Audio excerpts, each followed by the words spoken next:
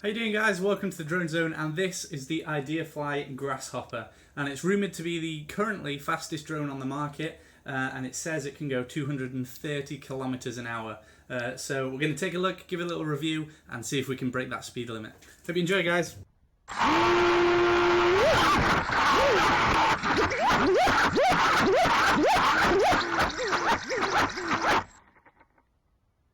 It comes in this nice case, which can hold your battery and obviously the drone, your transmitter, and then whatever spare parts you need under there. So we'll go ahead, take it out and put it under the bench and have a look. Okay, so a very quick look at the accessories. We've got this nice balance charger with a balance lead. You connect the XT60 plug in here, and then you put in the second port into the side, and that can take up to 4S and charge at 3 amps. So that's very easy to use. You just plug it straight in, and the battery that comes with it is this 1.3 amp hour Ideafly branded 45C battery, so it's pretty big, pretty hefty, being a 4C one, a 4-cell one, and it's probably going to last about 8 minutes, and obviously it's got the XT60 plug in there.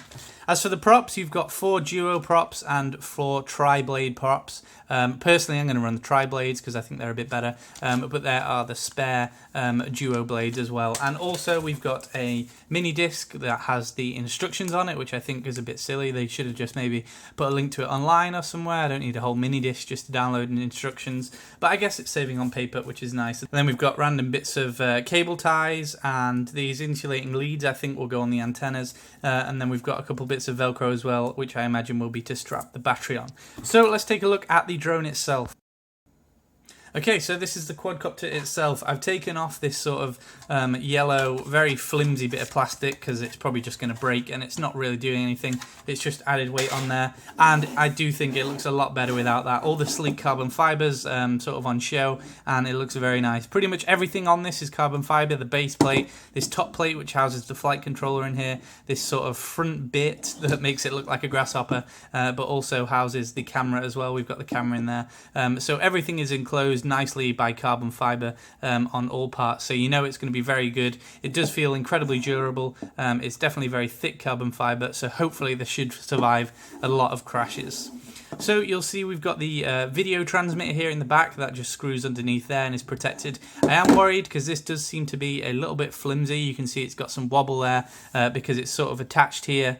There you go, the video transmitter sort of wobbles a bit, so I'm not sure how well that's going to hold up after a few crashes. Maybe if this goes straight into the ground, something might bust in the video transmitter, so I'm a little bit worried about that. But you can see we've got the XT60 plug is straight up and out here, so once we attach the battery on there, that just plugs nicely in. I've also added a tiny bit of Velcro on here for the battery.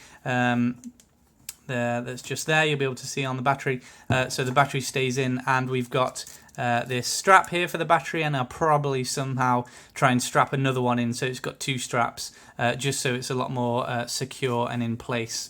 The motors are actually surprisingly good. They're Ideafly branded, as you can see there, 2205, which are 2300 kilovolts, so these are pretty much race grade ones, and maybe might help us reach that 2,230 kilometer an hour top speed, which it claims, but I have massive doubts that it will ever actually be able to reach that. But anyway, we'll see, because it's pretty lightweight, the motors are hefty, and it's nice carbon fiber, so it's got a very good power to weight ratio, but I'm still very doubtful about that 230 mile an hour top speed.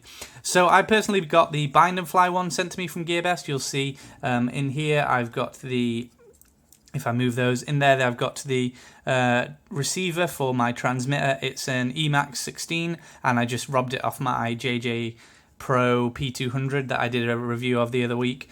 So if you need to see the setup here, that is, you can tell if I get that camera out of the way, that's the sort of setup I've got plugged in, because it is they're all separate plugs, which is a bit annoying, but it's yellow, green, long blue, long white, short blue, and then the red, white and black one on there on channel 1. So that's the setup if you've bought the bind and fly one yourself and you're not sure how to connect it up, because there are a lot of wires in there.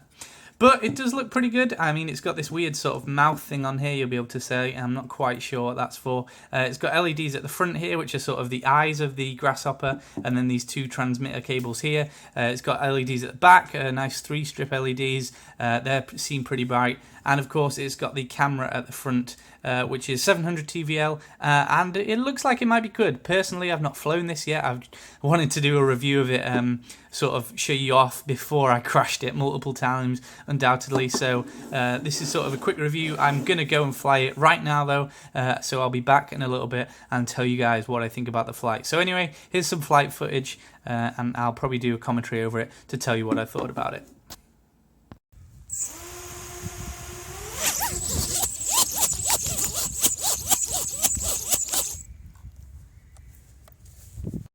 Okay, so I've just connected back up to Clean Flight, and for some reason this roll is jumping about all over the place.